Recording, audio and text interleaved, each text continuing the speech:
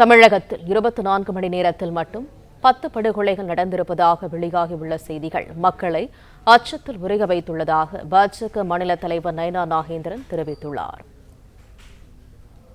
இது தொடர்பான கூடுதல் தகவல்களை தருகிறார் எமது செய்தியாளர் ராஜகுமரன். முழு விவரங்கள் என்ன? தமிழகத்தில் கடந்த 24 மணி நேரத்தில் மட்டும் 10 கொலைகள் நடந்திருப்பதாக குறிப்பிட்டிருக்கக்கூடிய பாஜக மாநில தலைவர் நயனா நாகேந்திரன், அமைதி பூங்காவாக திகழ்ந்த தமிழகத்தை இன்று ஆயுதங்களின் கிடங்காகவும் கொலைகளின் கூடாரமாகவும் மாற்றியிருக்கின்றது திமுக ஆட்சி என்று குற்றம் சுமத்தி இருக்கின்றார்.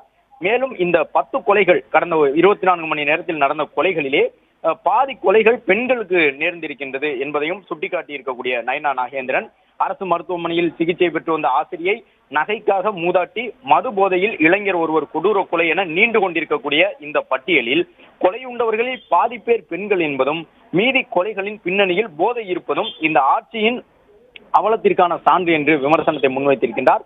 பழுதடைந்து கிடைக்கின்றது அரசு எந்திரம் என்று குறிப்பிட்டிருக்கக்கூடிய அவர், அதன் காரணமாக குற்றவாளிகளுக்கு குளிர்விட்டு போய்விட்டது என்றும் குறிப்பிட்டிருக்கின்றார்.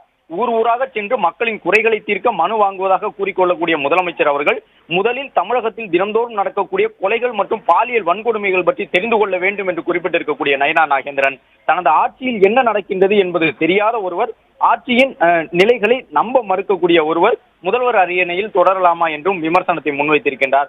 அமைதி பூங்காவாக திகழ்ந்த தமிழகத்தை இன்று ஆயுதங்களின் கிடங்காகவும் கொலைகளின் கூடாரமாகவும் மாற்றிய திமுகவை ஆட்சி கட்டிலில் இருந்து அகற்றினால் மட்டுமே இங்கு அறம் மலரும், சமூக நல்லிணக்கம் என்பது சாத்தியமாகும் என்றும் அவர் குறிப்பிட்டுள்ளார். பிளே ஸ்டோர் மற்றும் ஆப் ஸ்டோரில் இருந்து பாலிமர் செயலியை QR கோடு மூலம் பதிவிறக்கம் செய்யுங்கள். செய்திகளை உடனுக்குடன் பெறுங்கள்.